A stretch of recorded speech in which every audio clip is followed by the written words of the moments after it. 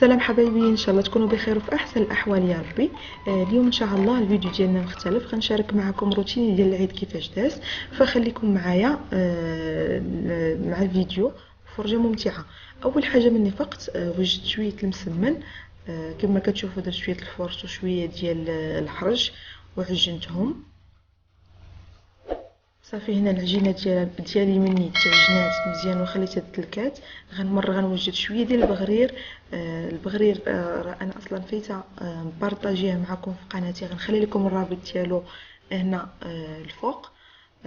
كما كتشوفوا درت السميده والفورس، شويه السكر، شويه الخميره ديال العجينه، شويه الخماره ديال الحلوى. صافي وغنجمع هاد العناصر كامله بالماء دافي.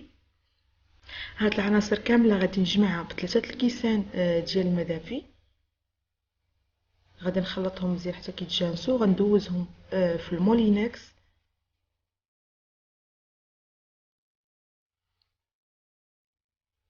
غندوزو في المولينكس مزيان حتى كيتطحن. صافي وغادي نحطو على جنب. غادي نخليه يرتاح بما سخنت ليا المقله، وغنبدا نطيب فيه. هو من بعد ما طحنته مزيان انا غنحطو نرجعو للاناء ديالو، غادي نغطيه بما سخنت ليا المقله وغنبدا نطيب فيه.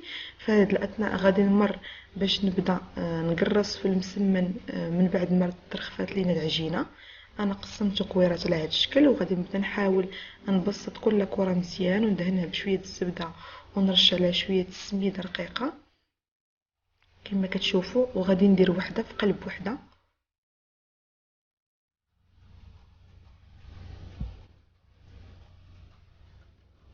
صافي غنستمر على هاد الطريقه هذه حتى غنكمل الكويرات ديالي. غندير وحده في قلب وحده. انا صوبت الاولى، دابا غنصوب الثانيه. حتى هي نفس الشيء غنبسطها مزيان كما كتشوفوا. غندهنها بشويه الزبده والزيت ونرش على السميده، وغندير فيها وسطها المسمنه الاولى.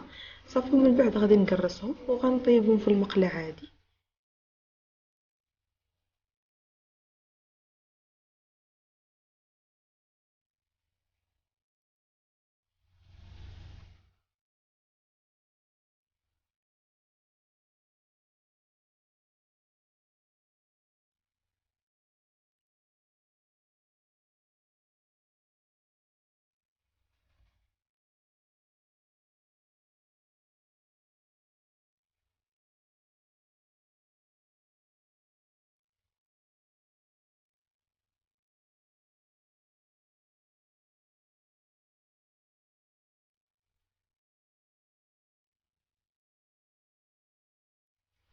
صافي غنستمر حتى غنكمل المسمن ديالي في الطياب.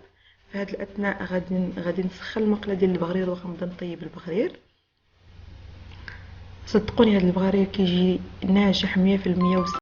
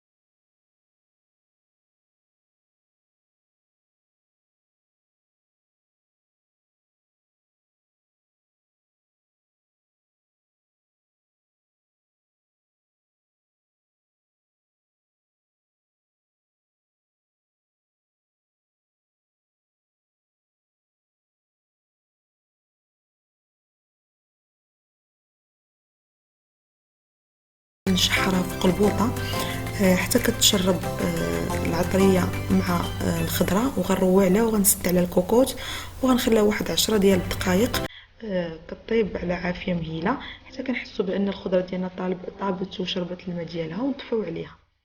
غنزيد هنا واحد المعلقه كبيره ديال مطيشه الحك. غنحاول نشحر هاد العناصر كلها مزيان. صافي غنروي عليها بالماء وغنطفي عليه غادي نسد على الكوكوط ونخليها غادي طيب. في هاد الاثناء عندي انا خيزو هنايا قطعته وسلقته، ممكن تبخروه. غندير في المقيله واحد 2 فصوص ديال الثومه، شويه ديال الربيع، شويه ديال الكمون، غادي ندير شويه ديال الخرقوم وشويه ديال الابزار ومليحه وزيت العود. وغادي ندير كذلك واحد العصره ديال نص حامضه. هاد العناصر كلها غادي نضيف عليها واحد شويه ديال السودانيه كذلك اللي كيبغي الحار، وشويه ديال زيت الزيتون. هاد العناصر كلها غنضيف عليها الخيزو اللي سلقناه من قبل، وغنحطهم على عافيه مهيله. غنخليهم يتشحروا واحد 3 دقائق غير يتشرب لينا خيزو العطريه ديالنا. صافي وغادي نطفيو عليه ونخليوه يبرد على جنب. كما كتشوفوا ها هو خيزو ديالنا من بعد ما تشرمل عندنا. غنخليوه على جنب. في هذا الاثناء راجلي جا وجاب ليا هذا الحولي مذبوح.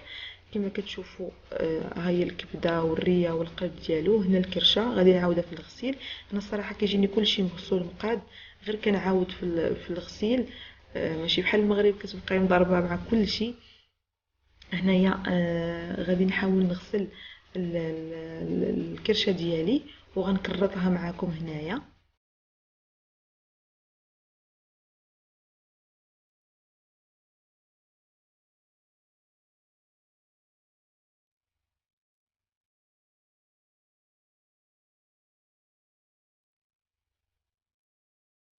هنايا كيجي كلشي مقاد، كلشي غير كتعاودي غير في الغسيل. حتى اللحم كيجي مقطع، كيجي كلشي مقاد، يعني ما كنتمحنوش هنا الصراحه في العيد. هنايا كيكون العيد خفيف ظريف كما تيقولوا.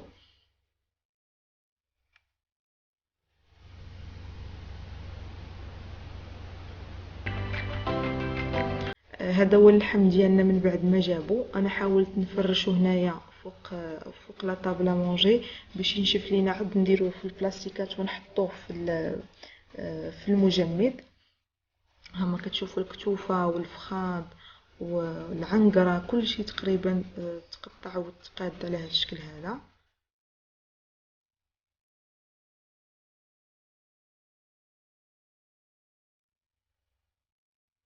هادو الكتوفه لا 2 فخوذه عفوا وواحد الكتف.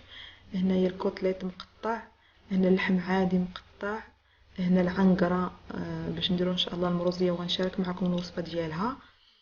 هنا الظهر كذلك مقطع. غادي نخليوه هنايا ينشف شويه، من بعد غنديروه في البلاستيكات. هنا بدينا تنقطعو في القضبان ديال اللحم، غادي نقطعوهم مرصوات صغار. من بعد غادي نبهرهم بالعطريه.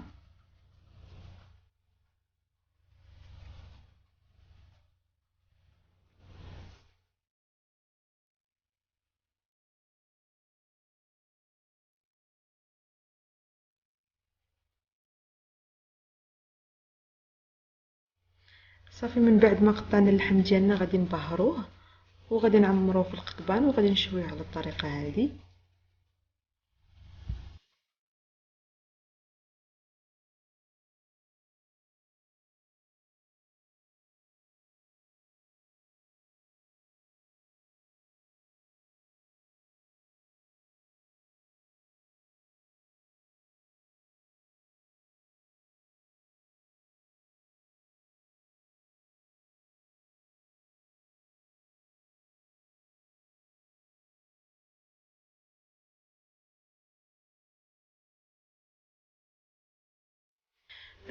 بهذا كيكون الفيديو ديالنا سالا. كنتمنى الفيديو ديال اليوم ينال اعجابكم. ما تبخلوش عليا بلي لايك ديالكم وبالتعليق ديالكم. واللي اول مره كيشوف قناتي فضلا وليس امرني يشترك في القناه وفعل الجرس باش يوصلوا الجديد. ونشوفكم ان شاء الله في فيديو قادم ان شاء الله باذن الله. مع السلامه، في امان الله.